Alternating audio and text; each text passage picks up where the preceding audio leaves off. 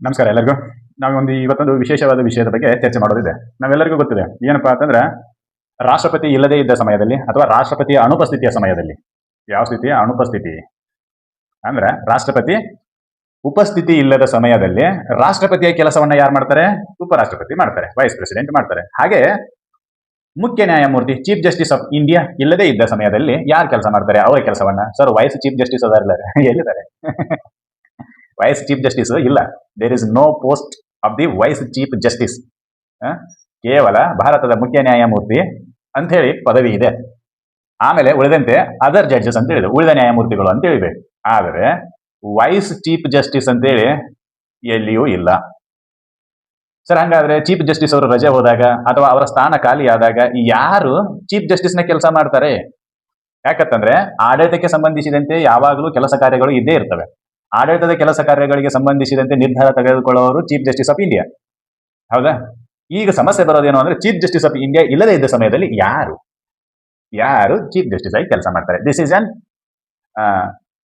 Questions regards to the administration of the Supreme Court when the absence of the CJI. ಯಾವಾಗ ಬರ್ತೈತಿ ಈ question ಅಂತಂದ್ರೆ, chief justice ಅವರು absent ಇದ್ದಾಗ ಬರ್ತೈತಿ. ಸರ್ ಹಂಗಾದ್ರೆ ಆ ಪದವಿಯೊಳಗೆ ಯಾರು ಕುಂಡಂಗೆ ಇಲ್ಲನ್ರಿ ಸರ್? ಅಂದ್ರೆ ವಾಪಸ್ ಚೀಫ್ ಜಸ್ಟಿಸ್ ಅವರು ಬರೋವರೆಗೂ ಆ ಎಲ್ಲ ಕೆಲಸಗಳು ನಿಲ್ತಾವೇನೋ? ಈ ಎಲ್ಲ ಕ್ವಶನ್ಗಳು ಅರೈಸ್ ಆಗ್ತವೆ. ಈ ಎಲ್ಲ ಕ್ವಶನ್ಗಳಿಗೆ ಅರೈಸ್ ಆದಾಗ ಈ ಎಲ್ಲ ಕ್ವಶನ್ಗಳಿಗೆ ಆನ್ಸರ್ ಮಾಡೋದು ಆರ್ಟಿಕಲ್ 126. ಏನ್ ಹೇಳ್ತೈತಿ ಆರ್ಟಿಕಲ್ 126 ಅನ್ನೋದೇ ವಿಶೇಷ.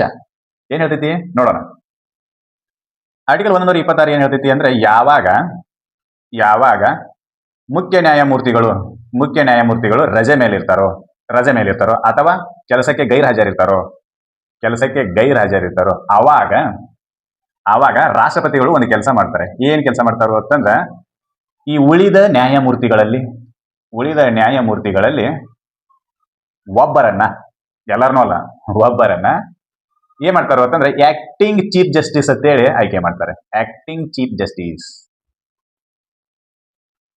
ಅಂದ್ರೆ ಚೀಫ್ ಜಸ್ಟಿಸ್ ತರ ನಾಟಕ ಮಾಡೋದು. ಆಕ್ಟಿಂಗ್ ಅಂದ್ರೆ ಯಾಕಂದ್ರೆ ಅವರಂತೆ ಕಾರ್ಯನಿರ್ವಹಿಸೋದು. ಚೀಫ್ ಜಸ್ಟಿಸ್ ಅಲ್ಲ ಅವರು, ಆದ್ರೆ ಚೀಫ್ ಜಸ್ಟಿಸ್ ತರ ಕೆಲಸ ನಿರ್ವಹಿಸೋರು. ಅವರನ್ನ ನೇಮಕ ಮಾಡ್ತಾರೆ. ಈ ನೇಮಕ ಮಾಡುವ ಬಗ್ಗೆ ಹೇಳುವ ವಿಧಿ ಯಾವುದು, ಸಂವಿಧಾನದ ಭಾಗ ಯಾವುದು ಅಂತ ಕೇಳಿದ್ರೆ ಆರ್ಟಿಕಲ್ 126. ಇದು ನಮಗೆ ಗೊತ್ತಿರಬೇಕು. ಆಕ್ಟಿಂಗ್ ಚೀಫ್ ಜಸ್ಟಿಸ್ ಬಗ್ಗೆ ಹೇಳಿದ್ವಿ. ಯಾವಾಗ ಮುಖ್ಯ ನ್ಯಾಯಮೂರ್ತಿಗಳ ಕಚೇರಿ ಖಾಲಿ ಇರುತ್ತದೆಯೋ ಆವಾಗ ರಾಷ್ಟ್ರಪತಿಗಳು ನ್ಯಾಯಮೂರ್ತಿಗಳಲ್ಲೇ ಒಬ್ಬರನ್ನ ಮುಖ್ಯ ನ್ಯಾಯಮೂರ್ತಿಯಂತೆ ಕಾರ್ಯನಿರ್ವಹಿಸಲು, ಮುಖ್ಯ ನ್ಯಾಯಮೂರ್ತಿಯಂತೆ ಕಾರ್ಯನಿರ್ವಹಿಸಲು ಏನ್ ಮಾಡ್ತಾರೆ? ನೇಮಕವನ್ನ ಮಾಡ್ತಾರೆ. ಅಂದ್ರೆ ಇಲ್ಲಿಗೆ ಎರಡು ವಿಷಯಗಳು ಪರ್ಟಿಕ್ಯುಲರ್ ಆಗಿ ಗೊತ್ತಾಗ್ತವೆ. ಏನಪ್ಪಾ ಅಂತಂದ್ರೆ, ಯಾವಾಗಲೂ ಸಿಜೆಐ ಆಫೀಸು ಖಾಲಿ ಇರುವುದಿಲ್ಲ. There is no vacant post in CJI office. ಖಾಲಿ ಇರುವುದಿಲ್ಲ. ಜೊತೆಗೆ ರಾಷ್ಟ್ರಪತಿಗೊಂದು ಅಧಿಕಾರ ಕೊಟ್ಟಾರ, ಯಾವಾಗ ಖಾಲಿ ಇರ್ತೈತೋ ಅವಾಗ ಅದನ್ನ ನೀವು ತುಂಬ್ರಿ ಅಂತ. ಅಂದ್ರೆ ರಾಷ್ಟ್ರಪತಿನೇ ಬಂದು ಕೂಡೋದಲ್ಲ ಅಲ್ಲಿ. ರಾಷ್ಟ್ರಪತಿಯವರು ಏನ್ ಮಾಡ್ತಾರೋ ಅಂತಂದ್ರೆ, ಒಬ್ಬರನ್ನ ಆಕ್ಟಿಂಗ್ ಚೀಫ್ ಜಸ್ಟಿಸ್ ಅಂತ ಹೇಳಿ ನೇಮಕಾತಿ ಮಾಡ್ತಾರೆ. ಇದು ಗೊತ್ತಿರಬೇಕು. ಆಕ್ಟಿಂಗ್ ನಾಟಕ ಮಾಡೋದು, ನಾನು ಚೀಫ್ ಜಸ್ಟಿಸ್ ತರನ ಅಂತ ಹೇಳಿ ನಾಟಕ ಮಾಡೋದು. ಚೀಫ್ ಜಸ್ಟಿಸ್ ಅಲ್ಲ, ಬಟ್ ಆವತ್ತಿನ ದಿನಕ್ಕೆ ನಾನು ಚೀಫ್ ಜಸ್ಟಿಸ್ ಅಂತ ಹೇಳಿ ನಾಟಕ ಮಾಡೋದು. ಅದನ್ನ ನಾವೇನಂತ ಕರಿತೀವಿ ಅಂದ್ರೆ ಆಕ್ಟಿಂಗ್ ಚೀಫ್ ಜಸ್ಟಿಸ್ ಅಂತ ಕರೀತಾರೆ. ಗೊತ್ತಿರಬೇಕು. ಸರ್ ಯಾಕೆ ಸರ್ ಇದು ಹಿಂಗ್ ಬರ್ತೈತಿ? ನೇಮಕ ಮಾಡದೇ ಇದ್ರೆ ಬರ್ತೈತಲ್ಲ ಸರ್, ಆಕ್ಟಿಂಗ್ ತರ ಯಾಕೆ ಮಾಡ್ಬೇಕು ಅಂತಂದ್ರೆ, ಯಾವಾಗಲೂ ಅಡ್ಮಿನಿಸ್ಟ್ರೇಟಿವ್ ವರ್ಕ್, ಆಡಳಿತ ಕೆಲಸಗಳು ನಿಲ್ಬಾರ್ದು. ಅಡ್ಮಿನಿಸ್ಟ್ರೇಟಿವ್ ವರ್ಕ್ ಅವು ನಿಲ್ಬಾರ್ದು. ಫಾರ್ ಎಕ್ಸಾಂಪಲ್, ಈಗ ಕೊಲಿಜಿಯಂದೊಳಗೆ ಯಾವ್ದಾದ್ರು ನ್ಯಾಯಾಲಯದ ಒಬ್ಬರು ನ್ಯಾಯಮೂರ್ತಿಯನ್ನು ಆಯ್ಕೆ ಮಾಡಬೇಕಾಗಿತ್ತು ಅಂತಂದ್ರೆ, ಅವಾಗ ಸಿಟ್ಟಿಂಗ್ ನಾಗ ಇರಬೇಕು ಯಾರು? ಮುಖ್ಯ ನ್ಯಾಯಮೂರ್ತಿಗಳು. ಅವಾಗ ಮುಖ್ಯ ನ್ಯಾಯಮೂರ್ತಿಗಳು ಇರಲಿಲ್ಲ ಅಂತಂದ್ರೆ, ನೀನು ಮುಖ್ಯ ನ್ಯಾಯಮೂರ್ತಿ ತರ ಕೆಲಸ ಮಾಡೋದು ಹೇಳ್ತಾರೆ. ಅವಾಗ ಕೊಲಿಜಿಯಂ ವರ್ಕ್ ಕಂಟಿನ್ಯೂಸ್ ಆಗಿ ನಡ್ಕೊಂಡು ಹೋಗ್ತದೆ. Administrative work ನಿಲ್ಬಾರ್ದು.